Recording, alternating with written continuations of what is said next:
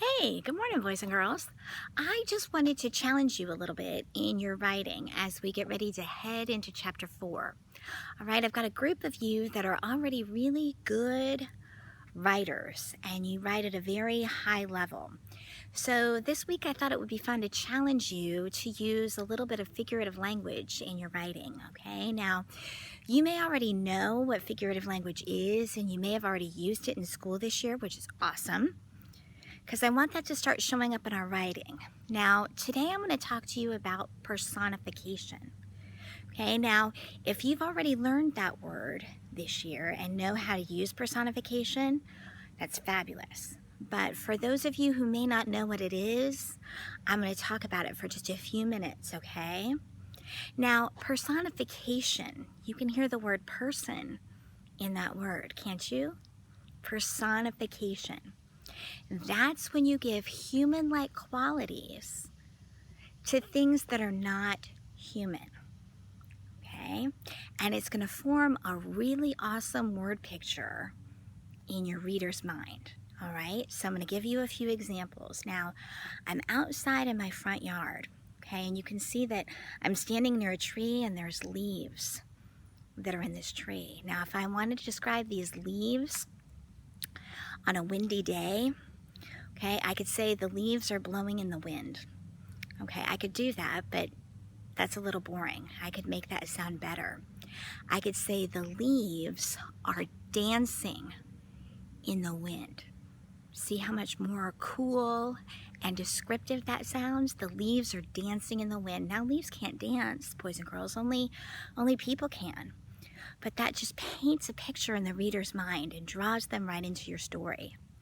Now, I'm going to use the wind again as another way to use personification. Now, if one of your characters in your story is running really quickly, we could use personification to describe them. Now, your character is living, but if I wanted to say maybe the character of Keith, okay, instead of saying Keith is running fast, it's kind of boring, I could say Keith is running like the wind. Like the wind. So you have a picture in your mind of how quickly Keith could be running. Okay, doesn't that sound so much better?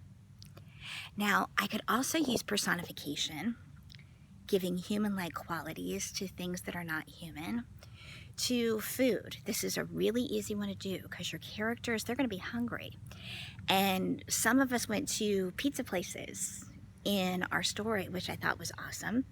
So they're very hungry, their stomachs are growling, and they see that delicious pizza. Instead of saying the pizza looked good, you know, because that's kind of boring, you could say the pizza was calling my name. Oh my gosh, I love it. The pizza was calling my name. Because pizza can't call my name. It can't say Mrs. Walker. Mrs. Walker. It can't call my name. That's just a way of using personification to show that the pizza looks really delicious and I just want to eat it.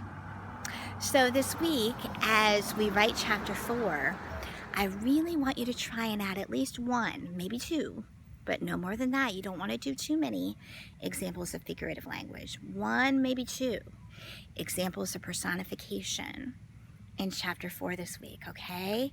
Now, if you want some examples of personification, okay, I want you to go to the internet. You type in personification examples for kids, and several things will pop up with all kinds of lists and examples and ideas for you and different ways that you can use personification.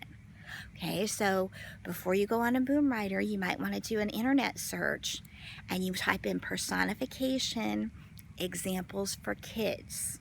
For kids, okay? And it'll give you some really kid-friendly, easy ways to use personification this week, okay? So I'll be on the lookout for some awesome personification in your writing this week, all right? You guys have a great day. Bye.